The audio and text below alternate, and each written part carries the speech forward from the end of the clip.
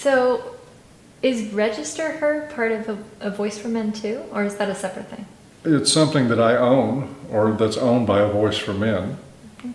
And what is that? Register Her is essentially a registry of female pedophiles, sex abusers, false accusers, things of that nature, and women that have engaged in criminal activity designed to curb the free speech of people advocating for men's issues. Okay, and so how does the website work? Basically, there's an editorial board for Register Her that takes a case-by-case review. Nobody's put in there on accusation. There must be either court documents proving the case.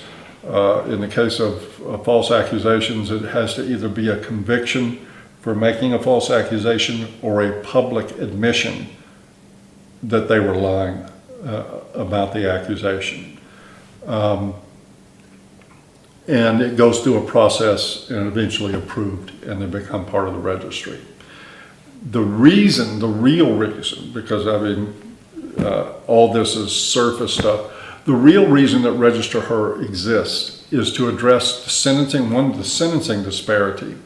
And because if you go through the registrants on that site, you find time after time after time of women that were convicted of crimes and essentially got no punishment. When men convicted of the same crimes are severely punished for the same crimes. The other thing about it is that, particularly with the case of false accusers, is that we believe that it's a community service to let men know who is out there in the community that it has a history of lying about being raped. And again, we are extremely meticulous to make sure that these are cases that either they have admitted that they've lied publicly and we have a news source for each story, or there's a record of a court conviction for doing it. We're not in the false accusation business.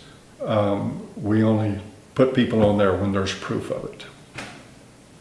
That sounds completely reasonable. I mean, you have pedophile websites where, like, soccer moms can basically go and look in a 50-mile radius and see what, child abusers are nearby and keep that accountable. So Register Her. So why not this? Yes, yeah. It is. It's absolutely reasonable, and it's overdue. We plan on continuing it for the foreseeable future. Now, there is, of course, our critics, feminist critics, say it's backlash. It's designed to make these women targets. And the only thing I can respond to with that is to say that it's no more making these women targets than a pedophile registry is making those men targets. Yeah, there's possible consequences for people that engage in that kind of conduct. Of course, it would seem to me that the way that you avoid that is to not engage in that conduct, and you don't end up on a registry anywhere, male or female. But we found some real value in it, and we'll be continuing it. But you've been attacked a lot for having that, right? Register Her? Constantly. Hardly a week goes by without somebody attacking it.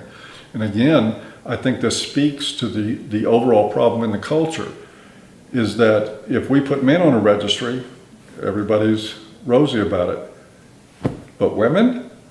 Oh my God. You can't put women on a registry. Somebody may have harsh thoughts about them. That is sort of what we're dealing with here. I don't see any reason not to have that registry at all. I think it's a public service. Nobody else is doing it, so we're going to.